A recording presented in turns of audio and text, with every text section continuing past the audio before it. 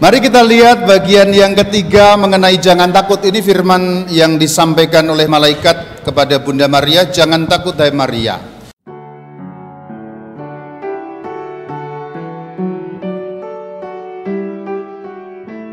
Kita mulai dari pertanyaan, apakah Bunda Maria takut?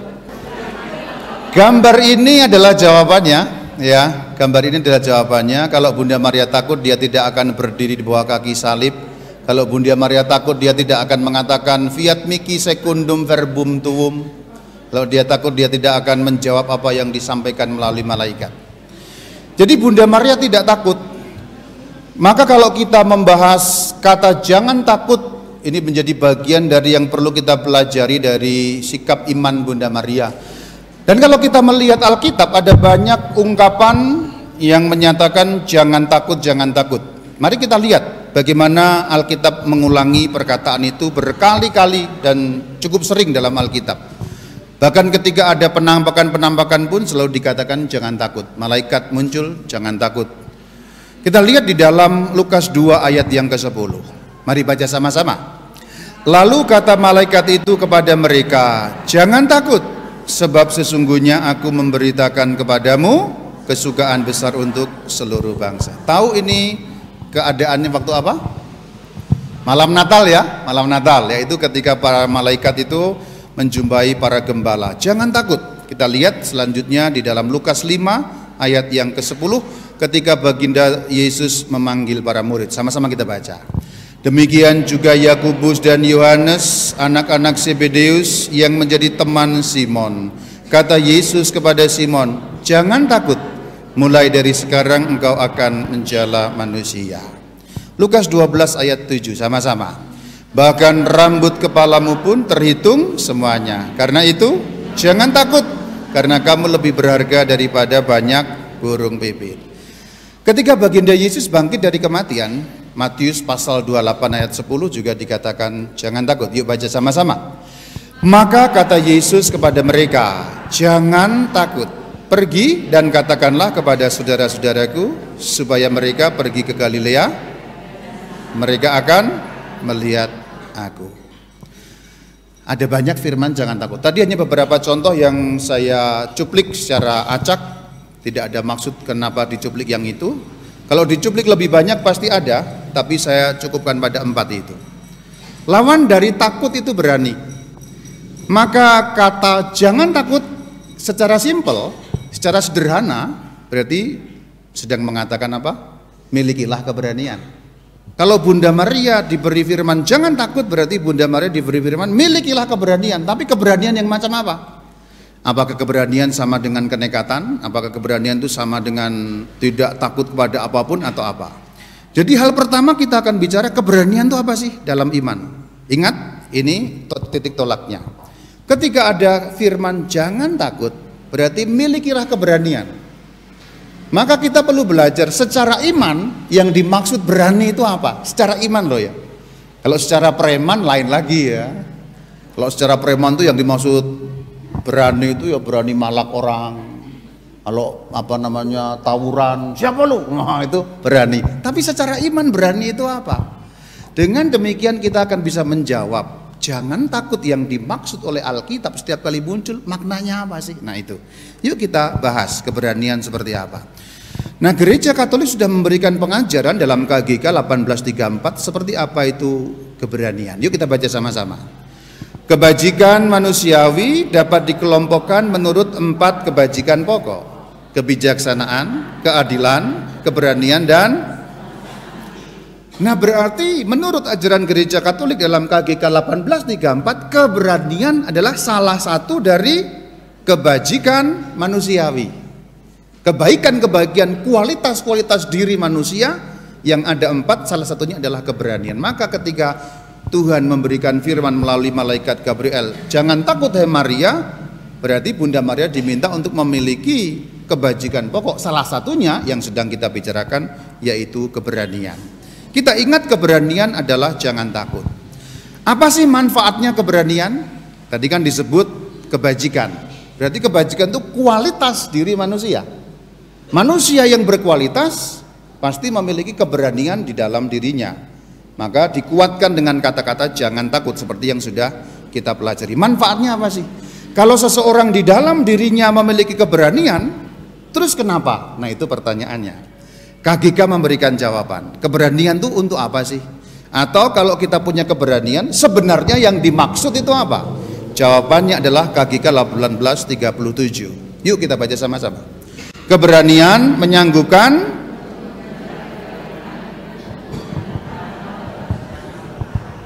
Coba perhatikan, keberanian menyanggupkan untuk ada dua hal. Yang pertama apa? Mengejar kebaikan dengan teguh. Yang kedua, taat. Maka ketika firman Tuhan melalui malaikat Gabriel kepada Bunda Maria, jangan takut, setiap kali muncul jangan takut juga dalam setiap Alkitab ayat katakan, maka dua hal ini, milikilah keberanian yang maknanya adalah satu, kejarlah kebaikan dengan teguh, dua, tabahlah dalam kesulitan. Jadi kata jangan takut sudah memperingatkan dari awal. Nanti kalau kesulitan yang nyambung tadi dengan obrolan kita bagian 2 tentang salib, maka di sini sudah diberi kekuatan dulu, jangan takut. Jadi kalau kita membaca Alkitab, jangan takut, kita sudah mendapatkan tafsirannya atau jawabannya dari KGK 1837. Ya dua ini sama, keberanian atau jangan takut artinya sama. Kejar kebaikan dengan teguh, tabah dalam kesulitan. Jadi ketika orang dalam kesulitan dan merasa tabah di dalam kesulitan itu, berarti dia memiliki sikap keberanian. Yang nanti kita akan bahas lebih dalam. Dan ini kaitannya dengan zaman modern sangat kuat sekali. Karena kesulitan zaman modern lebih rumit dan lebih kompleks daripada kesulitan yang dialami oleh manusia-manusia pada zaman lebih dulu lagi. Sekarang kompleks sekali kesulitan kita. Ini ada ayatnya di dalam Alkitab. Kalau kita membaca 1 Yohanes 4 ayat 18, kita akan menemukan ayatnya. Mari kita baca bersama-sama. Di dalam kasih tidak ada ketakutan. Kasih yang sempurna. Jadi kalau ada hubungan antara kasih dan ketakutan, hubungannya bagaimana? Nanti kita akan menemukan hubungannya. Kita baca lanjutannya ayat 18 sama-sama. Sebab ketakutan mengandung hukuman, dan barang siapa takut ia tidak sempurna dalam kasih. Hubungannya antara kasih dan ketakutan adalah hadirnya kasih menghilangkan ketakutan. Maka kalau kita membaca, kita ulangi ayat di sini tadi, mulai dari awal kita baca sama-sama, diulangi lagi. Di dalam kasih tidak ada ketakutan. Ini hubungannya sama dengan rahmat dan dosa tadi.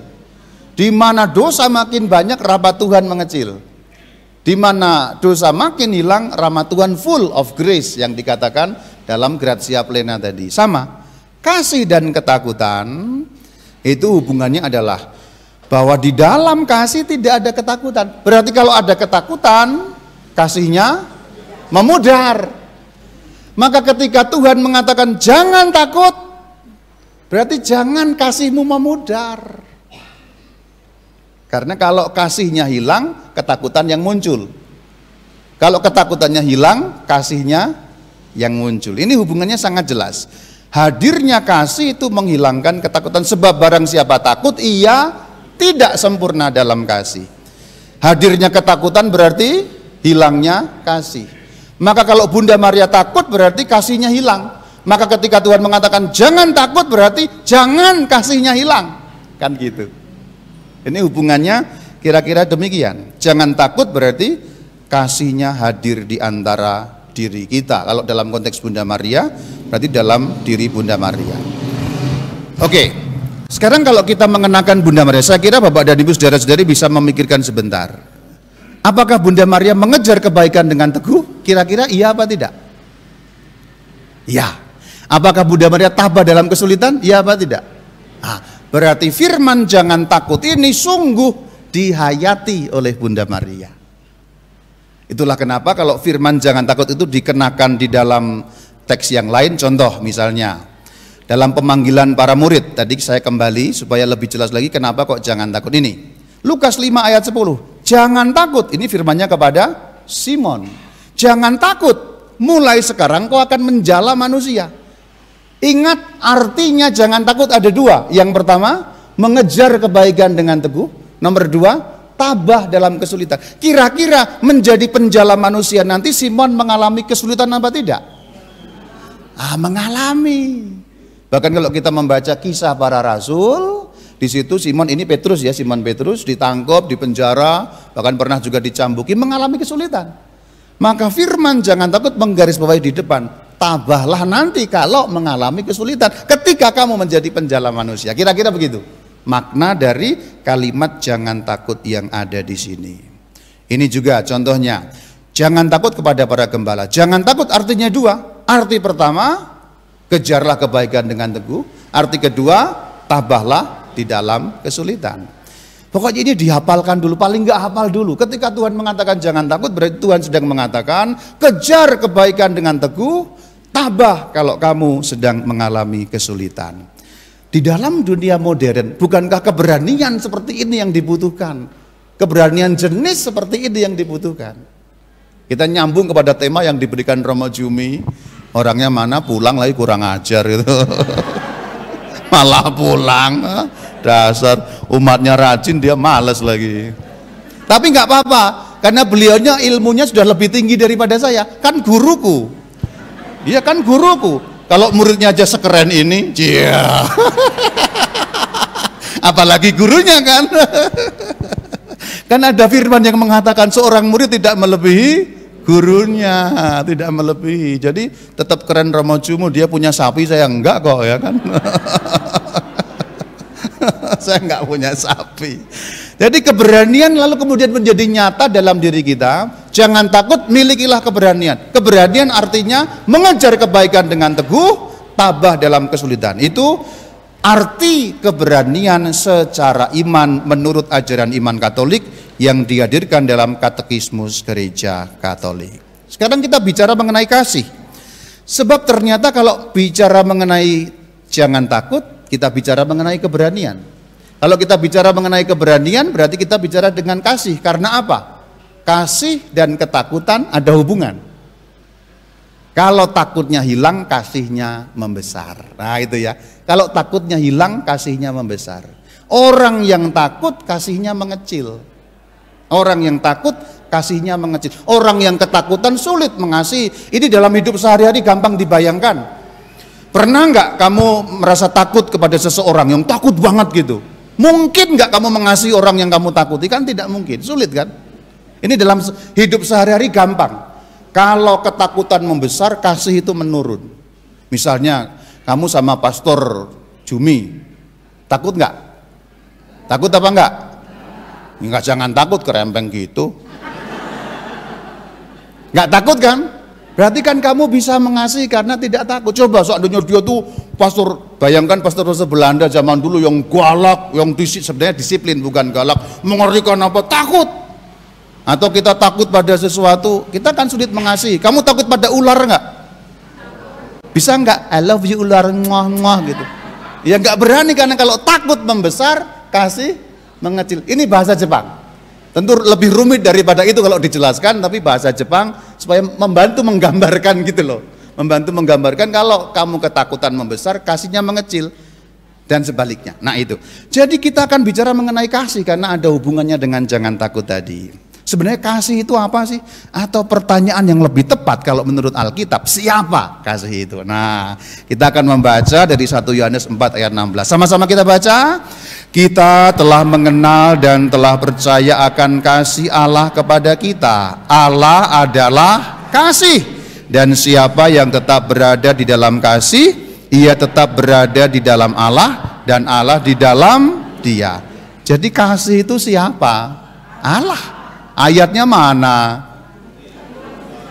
Kok tumben pinter?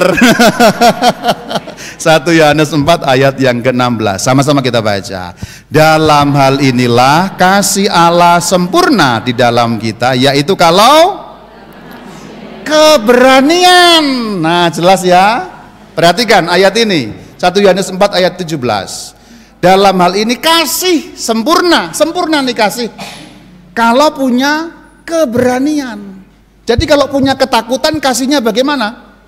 ya pudar, surut, berkurang, atau malah tiada, hilang. Nah itu.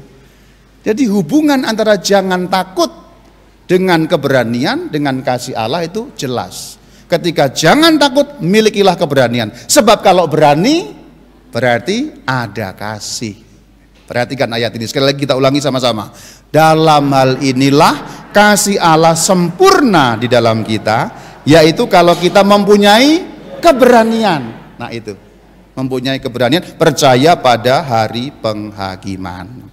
Dan nyambung seperti yang sudah kita baca, di dalam kasih tidak ada ketakutan. Allah adalah kasih. Maka kalau kita berada dalam Allah, punya kasih, maka kita tidak punya ketakutan. Jadi kalau disimpulkan dengan berbagai macam ayat tadi, firman jangan takut berarti hadirnya Allah. Hadirnya kasih, kasih itu siapa? Allah. Berarti hadirnya kasih, hadirnya Allah. Maka jangan takut, kira-kira artinya adalah aku ada untukmu. Jangan takut, aku ada untukmu. Jangan takut, ini aku. Apakah Rama Bayu ngarang? Tidak. Kalau kita membuka ayat di dalam Matius 14 ayat 26-27 jelas sekali. Yuk kita baca sama-sama. Ketika murid-muridnya melihat dia berjalan di atas air, mereka terkejut dan berseru, itu hantu. Lalu mereka berteriak-teriak karena apa? Karena takut. Perhatikan, karena melihat apa? Bukan. Ini mulai bodoh ini. Yang dilihat itu siapa sebenarnya? Nah, yang dilihat Tuhan Yesus. Kualat loh kamu nih, ngawur nih. Masa Tuhan Yesus disebut hantu? Jadi kalau kamu masuk gereja terus lihat itu hantu, gimana ini umat Melania? Kok sudah mendekati kafir ini kayaknya.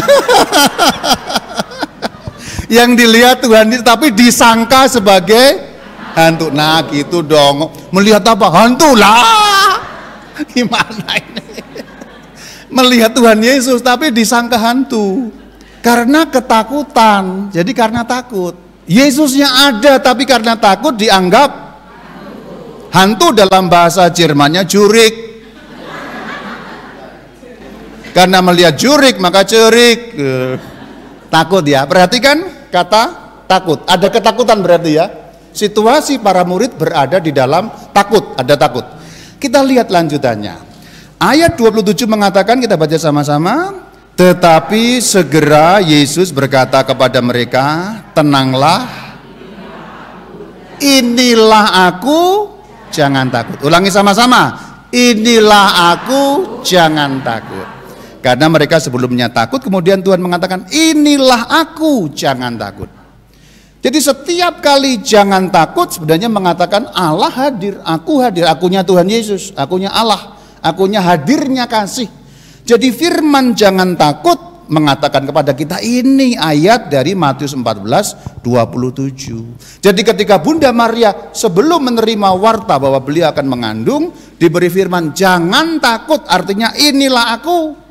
Inilah aku hadir, kasihku hadir untuk kamu, kira-kira begitu. Jadi firman jangan takut itu bukan kata-kata kosong, tapi merupakan janji Tuhan, merupakan jaminan Tuhan, garansi Tuhan bahwa Tuhan akan berada di situasi yang akan kamu tempuh. Kalau dalam contoh Bunda Maria, yang akan ditempuh Bunda Maria, dalam contoh para murid tadi, penjala manusia dalam situasi mereka. Jadi kita ketika nanti mendengar firman jangan takut selalu artinya itu hadirnya kasih, hadirnya Tuhan yang berjanji dan memberi garansi inilah aku. Itulah kenapa Bunda Maria kuat, lari ke Mesir, Yesus hilang, kemudian melihat Yesus disengsarakan, melihat Yesus bergantung di kayu salib, berdiri di bawah kaki salib, kemudian sampai membopong jenazah Yesus, kuat karena inilah aku, ada kasihku untukmu. Jadi semangat Bunda Maria meskipun dalam derita tapi tahu ada jaminan Tuhan. Inilah aku, jangan takut, yang berarti aku hadir ada bersama denganmu. Coba bayangkan pada saat memangku jenazah Tuhan Yesus yang dipatungkan itu loh. Tahu ya? Apa namanya patungnya? Pieta. Itu kan bahasa Jawa sebenarnya. Pieto gitu. Iya. Jadi Yesusnya meninggal terus dipangku, kan Bunda Maria nih, piye toh? Iya, ini gimana? Piye toh bagi yang nggak tahu bahasa Jawa, piye toh itu artinya bagaimana ini? Gimana ini? Gimana sih gitu? Kenapa Bunda Maria bilang piye toh? Ya karena gimana ini dipahami gitu. Kok manaku kok meninggal dunia gini, piye toh? Nah, terus orang-orang Italia denger piye toh, oh pieta. Iya kan? Disundakan gitunya. Pieto kan bahasa Jawa, Jawa kan O. Begitu masuk ke Sunda A kan, pieto, pieta. Tapi mohon perhatian, bagian ini jangan kamu catat ya. Karena bagian yang baru saja ajaran sesat. Nanti kamu nanti tersesat, ini hanya huruf ya. Jangan takut berarti inilah aku. Mari kita perhatikan lebih utuh kisah itu. Kalau kisah yang bagian baru saja ini kita perhatikan lebih utuh, kita akan tahu kekuatan kata jangan takut, dan Bunda Maria begitu yakin percaya akan penyertaan itu. Itulah semangat iman Bunda Maria. Yuk sekarang kita perhatikan lebih utuh kisah bagian itu yang akan menjelaskan kepada kita bagaimana kuatnya jangan takut. Yuk baca sama-sama. Ulangi lagi dari ayat 26 sama-sama. Ketika murid-muridnya melihat dia berjalan di atas air, lalu berteriak-teriak karena takut. Tetapi segera Tetapi segera Yesus berkata kepada mereka, tenanglah, inilah aku, jangan takut. Lalu Petrus berkata kepadanya, Tuhan, apabila engkau itu, suruhlah aku datang kepadamu berjalan di atas air. Kata Yesus, datanglah. Lalu Petrus turun dari perahu dan berjalan di atas air mendapatkan Yesus. Benar, Petrus kemudian berjalan di atas air. Perhatikan ayat 29 mengatakan Petrus turun dari perahu dan dalam keadaan ini Petrus bisa berjalan di atas air apa tidak? Perhatikan. Petrus turun dari perahu dan berarti Petrus berjalan di atas air. Sesuai dengan permintaan yang tadi dikatakan dalam ayat 28. Tuhan, jika itu betul engkau kan gitu, suruhlah aku. Buktinya mana kalau itu Tuhan? Biar aku jalan di atas air. Benar dikabulkan Tuhan, maka Tuhan bilang datanglah. Bahasa Sundanya come here gitu kan. Petrus turun. Dan betul ini Petrus. Nah ini kakinya Petrus. Tadi malam saya foto ini ya, saya suruh acting dia. Kakinya Petrus yang sedang berjalan di atas air. Tetapi kita lihat ayat selanjutnya sama-sama. Tetapi ketika dirasanya tiupan angin, takutlah ia dan lalu berteriak, Tuhan. Apa yang membuat Petrus tenggelam? Petrus berjalan di atas air tapi kemudian dikatakan tenggelam. Apa yang membuat Petrus tenggelam? Takut. Apa yang membuat Petrus takut? Tiupan angin. Tiupan angin membuat Petrus takut. Ketika takutnya kemudian membesar dan memuncak, kasihnya hilang. Kasih Yesus yang sudah ada dalam dirinya hilang karena ketakutan. Karena ketakutan berkebalikan dengan kasih. Siapa yang takut tidak sempurna dalam kasih. Maka ketika takut mulai muncul, kasihnya hilang. Dan kalau kasihnya hilang, pertolongannya hilang kan. Maka dia mulai tenggelam. Jadi hubungan antara kasih dan ketakutan seperti itu saling meniadakan. Mari kita baca sama-sama selanjutnya 31. Segera Yesus mengulurkan tangannya, memegang dia dan berkata, hai orang yang mengapa engkau bimbang? Bimbang dalam bahasa asli berarti mendua hati. Mendua itu berarti di satu pihak dia mau mengasihi Yesus seperti ketika ditanya nanti dalam ujung akhir Injil Yohanes, Petrus apakah engkau mengasihi aku, itu loh yang ditanya 3 kali, tahu ya? Di satu pihak dia mau betul-betul itu, tapi di pihak lain dia mengalami ketakutan. Ketakutan kan melemahkan kasih. Jadi karena itulah Petrus menjadi tenggelam. Nah, kenapa kita sampai kepada Petrus, sampai kepada Yesus? Sekali lagi mengacu pada bagian awal. Ayat-ayat tentang Bunda Maria sedikit sekali.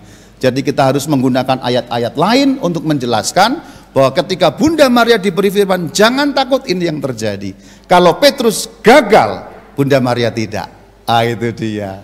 Kalau Petrus gagal dan takut, Bunda Maria tidak, sehingga itulah yang memang perlu kita teladani. Apakah mungkin? Kayaknya kita pun mungkin cuma sampai tarapan Petrus ya, tarafnya Petrus, tapi nggak apa-apa. Tapi kan kita namanya cita-cita dan ingin. Kalau kita barangkali bisa nggak seperti Bunda Maria yang jangan takut terus? Bisa, niatnya ya. Kenyataannya ya mungkin kita Petrus kene gitu loh. Tapi nggak apa-apa. Kan namanya kita belajar kepada Bunda Maria. Jadi saudara-saudari, hadirnya ketakutan, hilangnya kasih sama dengan meniadakan peran Tuhan. Ketika Petrus takut, peran Tuhannya hilang. Sebab sebenarnya yang membuat Petrus berjalan di atas air siapa? Petrus berjalan di atas air karena kemampuannya sendiri atau karena Tuhan? Tuhan. Tapi ketika Petrus takut, maka kasihnya hilang, maka peran Tuhan yang membantu ditiadakan, maka dia tenggelam. Jadi itu makna dari ayat ini kurang lebih seperti itu. Saya tunjukkan bagaimana kasih dan ketakutan itu saling meniadakan. Saya tunjukkan dengan selalu ilustrasi. Ini perumpamaan atau ilustrasi yang bisa menggambarkan kasih dan ketakutan itu ternyata bermusuhan total, saling meniadakan. Kita lihat, silakan dilihat. Taruhlah ada ibu dan anak dalam satu rumah. Anaknya masih bayi, ibunya keluar sebentar entah untuk cuci baju atau apa. Rumah terbakar, anak bayinya tertinggal dalam rumah, dan kebakaran membakar begitu cepat rumah itu. Kebakaran sudah besar tapi anak nangis, udah mirip bayi belum?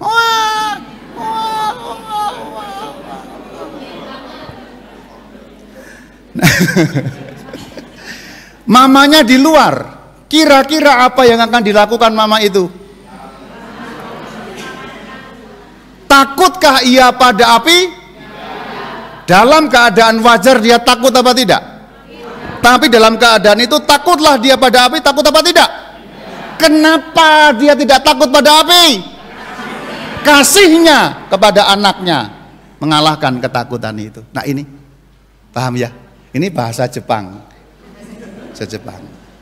Ayat-ayat Alkitab tadi kan udah ada, tapi bahasa Jepangnya ini gitu loh. Ini saya mikirnya 4 hari loh. Jangan kamu kira bikin bahasa Jepang itu gampang, sulit ini. Paham ya? Jadi maksudnya kasih dan ketakutan itu saling meniadakan. Ibu itu kalau takut bagaimana kira-kira? Ya dia tidak akan masuk. Mungkin kasihnya kurang pada anak itu. Sudah, anak ini juga rewel melulu, modar-modar silakanlah gitu. Ya kira-kira, ya kan kemungkinannya ada dua kan. Kemungkinan pertama, kalau dia sangat mengasihi anak itu, aduh anakku, dia cinta pada anak itu, dia tidak akan takut seperti yang tadi bapak-bapak dan ibu bayangkan. Dia akan masuk karena kasihnya kepada anak itu mengalahkan ketakutan. Tapi kalau dia takut mungkin nggak terlalu kasih. Anak ini juga matanya miring apa segala macam. Kan gitu. Ini cuman pengandaian, mungkin tidak ada ibu seperti itu ya. Tapi ini ngawur saja saya. Pokoknya kira-kira menggambarkan ini, anaknya rewel saja, modar-modar, biarinlah gitu. Yang saya gambarkan tadi tuh, ketakutan dan kasih saling meniadakan. Nah, saya yakin dengan bahasa Jepang ini, ayat Alkitab yang macam-macam tadi itu langsung paham dengan bahasa Jepang seperti ini. Itulah ketika Tuhan mengatakan jangan takut, takut berarti kasih hilang. Kalau jangan takut berarti kasih ada. Kalau kasih ada, kasih itu siapa? Berarti ada Allah. Ini aku jaminan untukmu. Meskipun saat itu keadaannya tidak gampang, lari ke Mesir apa segala macam, nyambung dengan tadi itu. Jadi jangan takut, hadirnya kasih. Jika ada cinta kasih, hadirlah Tuhan. Kan ada lagunya. Kita sering dengerin itu kan? Jika ada cinta kasih, hadirlah Tuhan. Jika tidak ada cinta kasih, hadirlah ketakutan. Nah, dan sekarang relevansinya untuk kita. Mari kita lihat. Kita ingat arti yang diberikan oleh KGK. Jangan takut, itu mengejar kebaikan dengan teguh dan tabah dalam kesulitan. Ureanya sudah ada. Ini saya hanya tinggal menyampaikan, bukan dari Rama Bayu tapi dari KGK 1808. Yuk kita baca sama-sama. Keberanian meneguhkan kebulatan tekad supaya melawan godaan dan supaya mengatasi halangan-halangan dalam kehidupan moral. Artinya kalau kita berpola pada KG 1808, setiap kali ada jangan takut, kejarlah kebaikan dan tabah dalam kesulitan, uraiannya ada di sini. Artinya keberanian itu melawan godaan dan mengatasi halangan. Ketika kita tergoda oleh sesuatu dan berani melawan, itu berarti gema dari perkataan Tuhan, jangan takut. Ketika seseorang pejabat ada godaan untuk memakan duit proyek atau apa, Tuhan mengatakan jangan takut, berarti lawan godaan. Lalu Tuhan sedang mengingatkan orang itu, memberi kekuatan, ini aku, lawan godaan, lawan godaan. Dan ketika orang memutuskan melawan godaan itu, berarti jangan takutnya benar-benar terlaksana dalam hidup. Jangan takut bahwa kamu tidak akan mati kalau tidak ambil uang itu. Jangan takut, meskipun gajimu tidak seberapa, kamu tidak ada kekurangan apa-apa. Kira-kira kalau diperpanjangkan seperti itu, omongan contoh yang tadi itu soal makan duit apa segala macam. Kalau diperpanjangkan kurang lebih seperti itu. Orang lain mungkin ambil menjadi kaya raya, tapi jangan takut meskipun kamu tidak kaya raya, kamu tetap masih akan hidup. Jadi melawan godaan itu bagian dari firman Tuhan, jangan takut, milikilah keberanian. Juga mengatasi halangan-halangan di dalam kehidupan. Maka keberanian itu berarti melawan godaan. Jadi apa artinya berani? Orang yang berani, nah, berani artinya melawan godaan dan mengatasi halangan. Selanjutnya masih merupakan lanjutan dari KG 1808. Sama-sama kita baca. Kebajikan, keberanian memungkinkan untuk mengalahkan ketakutan. Oke, ini sudah kita bahas panjang lebar tadi. Kalimatnya ada di sini. Keberanian memungkinkan untuk mengalahkan ketakutan. Sama-sama kita sambung. Juga ketakutan terhadap dan untuk menghadapi segala dan penghambatan, cobaan dan halangan maksudnya. Juga ketakutan terhadap kematian. Jadi dalam konteks kita sebagai orang beriman, kita perlu mengalahkan dua hal ini, takut akan kematian dan takut akan cobaan maupun hambatan. Sekarang tolong angkat tangan siapa yang tidak takut mati. Sekarang tolong angkat tangan siapa yang takut mati. Kesimpulan dari dua pertanyaan ini adalah kamu ngantuk gitu. Suruh ngacung yang A enggak, suruh ngacung B yang enggak. Oke, ini bukan harus dijawab enggak, ini cuma mau mengatakan ternyata jangan takut dalam firman Tuhan juga ada hubungannya berkaitan dengan kematian, karena memang kematian menakutkan juga bagi sebagian orang. Tetapi kalau kita tahu rute kematian menurut Gereja Katolik, kita tidak terlalu takut akan kematian. Ini bukan tema kita, tapi kamu bisa membuka channel YouTube Katkit, ketik saja masuk ke YouTube Katkit rute orang mati. Itu akan memudahkan kita mengenali secara iman kalau mati, jalan atau rute yang akan kulalui itu seperti apa. Satu poin kamu akan lebih tahu dan akan menghilangkan banyak hal mengenai ketakutan tentang kematian. Kematian itu kan gelap. Gelap dalam arti bukan dikubur kemudian gelap, bukan. Gelap dalam arti kita tidak tahu apa di balik itu gitu loh.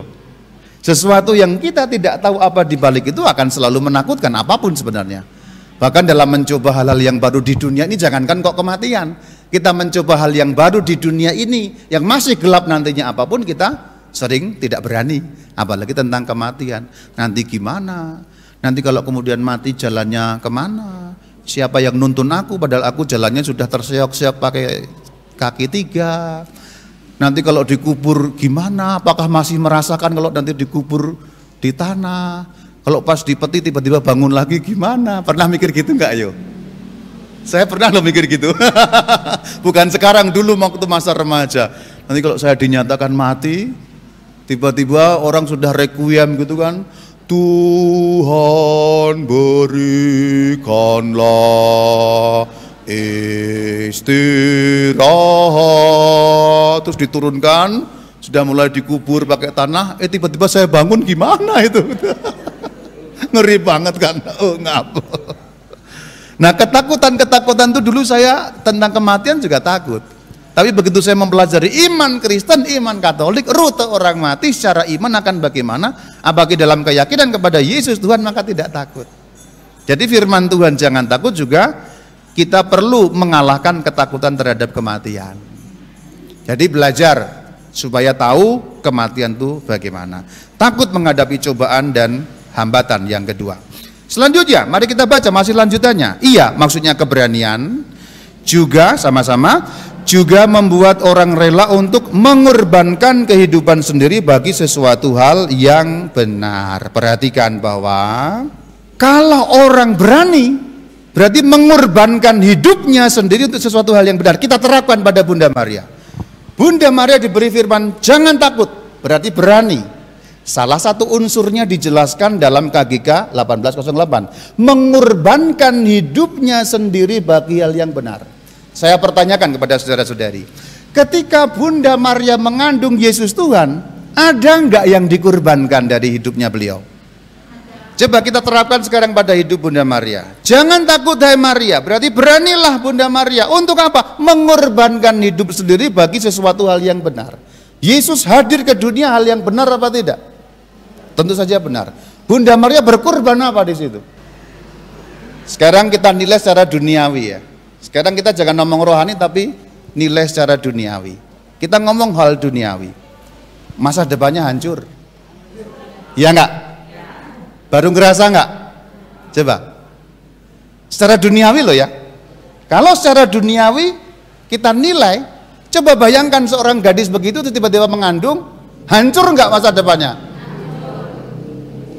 Paham enggak sih? Gitu. Ngeri enggak sih? Mungkin selama ini kamu enggak membayangkan itu loh. Selama ini mungkin kamu nggak membayangkan Bunda Maria mengandung itu kan kayaknya waduh manis sekali.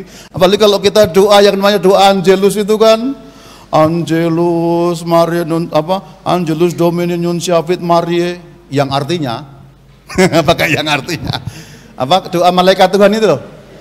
Kan kita ini banget kan, Maria menerima kabar dari malaikat Tuhan dan mengandung dari Roh Kudus, kan gitu. Kayaknya manis banget kan? Padahal begitu dia menerima, ya terjadilah padaku menurut perkataanmu, secara duniawi, secara manusiawi, masa depannya hancur. Kok kamu nggak geleng-geleng kepala? Bunda Maria bukan hanya mengorbankan secuil, dua cuil, sedikit, seluruh hidupnya. Dia mengorbankan seluruh hidupnya. Saya rinci dari masa depan hancur tadi. Saya rinci. Di dalam dunia Israel, kalau seorang wanita ketahuan mengandung dan tanpa ada orang suami atau laki-laki, hukumannya apa? Tahu? Hukuman rajam, berarti dilempari mati. Maria itu orang Yahudi atau bukan? Orang Yahudi. Dia terlahir sebagai orang Yahudi. Kira-kira Bunda Maria tahu nggak kalau wanita mengandung tanpa suami hukumannya rajam? Berarti Maria tahu persis apa enggak? Artinya ketika dia mempertimbangkan terima apa enggak ya, terima apa enggak ya, terima apa enggak ya, kira-kira bakal muncul dalam pikirannya rajam gitu enggak? Kira-kira muncul enggak rajam? Aduh, kalau saya terima ya saya mengandung, kan dia juga bagaimana mungkin aku mengandung, aku belum bersuami. Kalau saya ya, di sini sudah terbayang hukuman rajam. Kira-kira solusinya apa? Terbayang nggak solusinya supaya selamat dari hukum rajam? Kalau dari sisi Bunda Maria, saya mau tanya dari sisi Bunda Maria. Bunda Maria punya solusi nggak atas masalah itu? Coba dibayangkan. Sekarang bayangkan duniawi ya, jangan rohani dulu, duniawi. Bunda Maria mengandung, dia tahu kalau mengandung nggak punya suami, hukumannya rajam. Solusinya apa? Yang bisa dipikirkan Bunda Maria? Cing, sok, tolong. Ya, solusi itu bukan solusi pasrah itu ya. Solusi yang masuk akal gitu loh maksud saya. Apa? Ayo. Hah?